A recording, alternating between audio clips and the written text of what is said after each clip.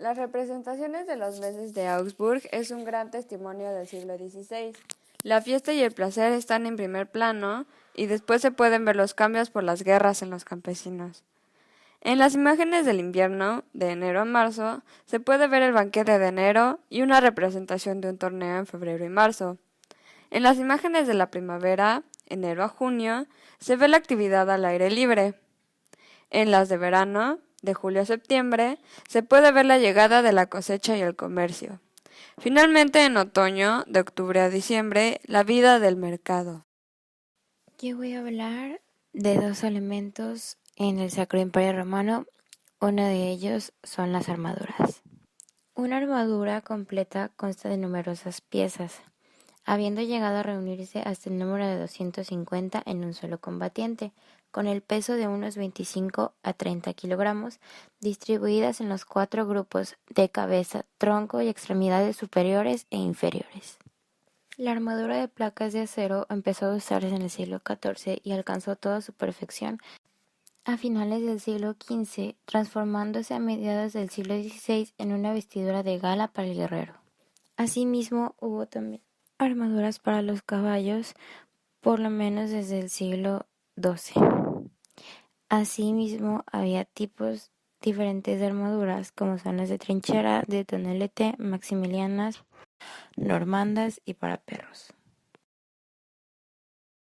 Yo le tomé fotografía a una maqueta de un edificio de alquiler de Berlín en la época de la industrialización.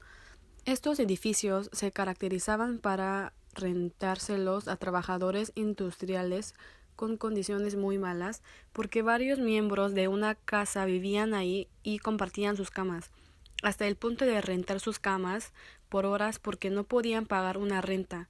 Las clases altas no usaban estos tipos de edificios, pero esto representa la lucha de supervivencia de los trabajadores. Uniforme del jefe de departamento del cuerpo diplomático. Con 8.8 centímetros de diámetro y un disparo máximo de 10.000 metros, este cañón fue el más utilizado al final de la guerra. Usualmente estas armas eran utilizadas por niños entre 15 y 16 años de edad. A principios de 1945, la Armada de Estados Unidos publicó periódicos en los cuales mostraba que Alemania estaba ocupada por ellos, y para informar a la gente alemana y ganar su confianza. Filme de los aliados motivaron al escultor Fritz Gold de Múnich, donde esculpió este memorial para los judíos en el sitio donde se encuentra Dachau. Mayas, civilización más grande en su región. Esta gente aún sigue viva. Se extendían desde México hasta el Amazonas. Se conocen por sus grandes prácticas y conocimientos en matemáticas y arquitectura. Algunos de estos fueron el descubrimiento del cero, el uso de la astronomía para resolver problemas. No eran muy violentos, por lo que no se resistieron tanto a los españoles. Olmecas. Esta civilización se encontraba en la zona sur y central del país. Es conocida por sus esculturas enormes de cabezas y sus artes finas. Eran artísticos y muy talentosos en la cacería. Se dice que se extinguieron por enfermedades y entre las otras civilizaciones eran como los aztecas. El periodo colonial o el virreinato empieza en el siglo XVI, cuando los españoles, al mando de Hernán Cortés, conquistaron la antigua México Tenochtitlán. Así, fundaron la Nueva España, nombre que los conquistadores le dieron a la actual Ciudad de México. También se conoce esta etapa con el nombre de virreinato, porque en el país, durante el tiempo que duró, fue gobernado por un representante del rey de España que tenía el título de virrey.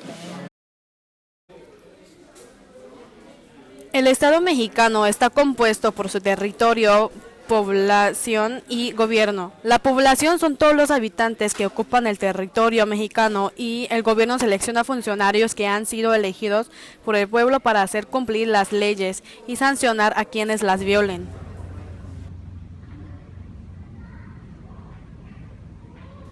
La Constitución Política de los Estados Unidos Mexicanos es el documento que contiene las leyes del país.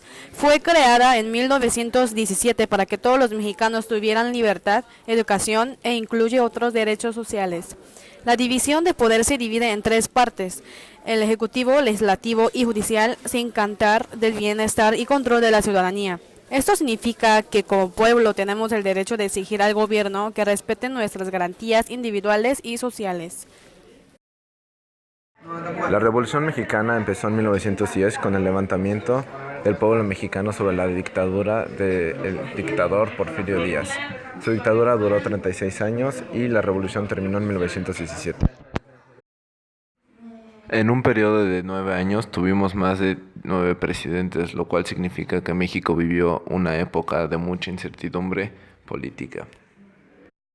Discusiones sobre el final de la revolución. Algunos historiadores afirman que la revolución terminó en 1921, pero otros afirman que terminó en 1917 con la consumación de la Constitución de 1917. La Constitución de 1917 es la constitución más actual y es la que usamos en este entonces. Uno de los más importantes eventos de la Revolución Mexicana fue la escena trágica, en donde el presidente Francisco I. Madero y su vicepresidente Pino Suárez fueron secuestrados y asesinados a manos de Victoriano Huerta. Al final de la revolución, se consolida la Constitución de Querétaro. También se nacionaliza el sistema ferroviario y el petróleo. Otro evento que tuvo lugar fue el gobierno de caudillos por Venustiano Carranza de 1917 a 1920 y la creación del Partido Nacional Revolucionario en 1929.